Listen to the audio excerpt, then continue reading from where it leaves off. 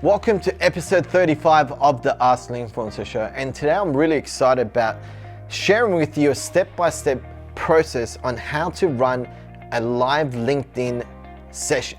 So this was a particular feature that they've recently rolled out, and one that I'm really keen to help you understand how to best leverage, because it's literally going to transform the way that you will build relationships with your audience at mass.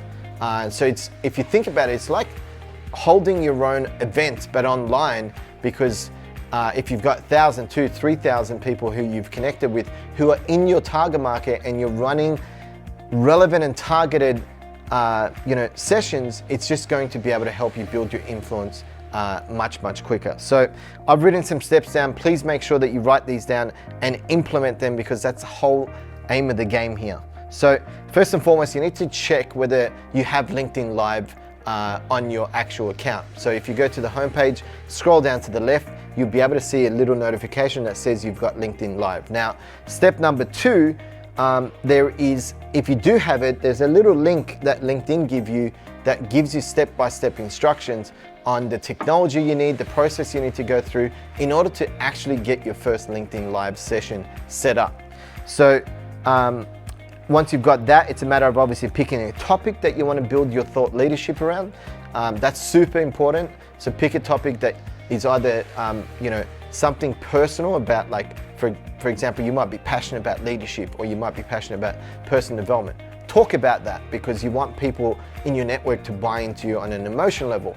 But at the same time, if you want to do an educational style session, then pick a topic that you want to be known for. So for us, it might be LinkedIn. For you, it might be IT, cybersecurity, whatever that might be.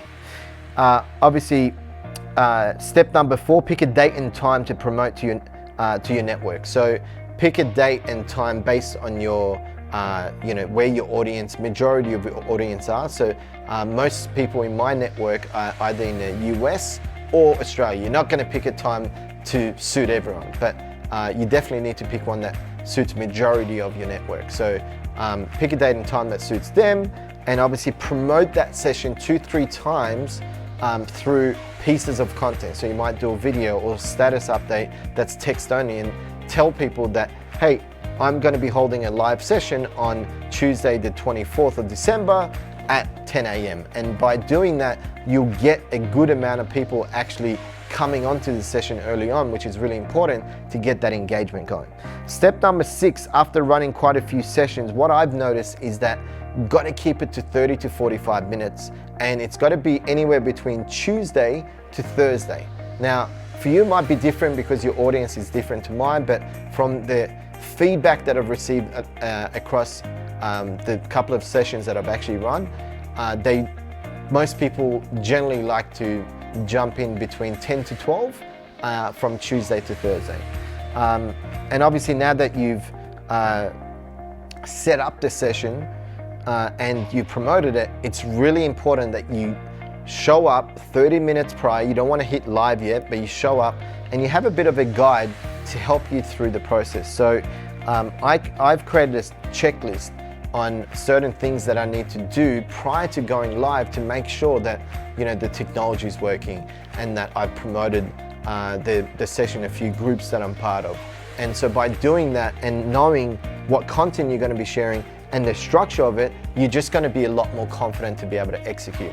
If you don't have a checklist, obviously you still be able to do it well, but you won't have the same consistency across the board. And I guess the last step that I would recommend is, after the session's done, follow up and do a post and say, it was great holding another live LinkedIn session. Here's 3 takeaways. And then what you want to do is you want to give people a link for them to be able to watch the recording, because when you actually do a live LinkedIn session, it shows up in your post. So you can give a link straight to that one, and for those who unfortunately weren't able to make it, will be able to view that as well. So that's a step-by-step framework on how to run a LinkedIn live session. Connect with me on LinkedIn. Would love to see your first one rolled out. All the best, and obviously stay tuned for more episodes to come.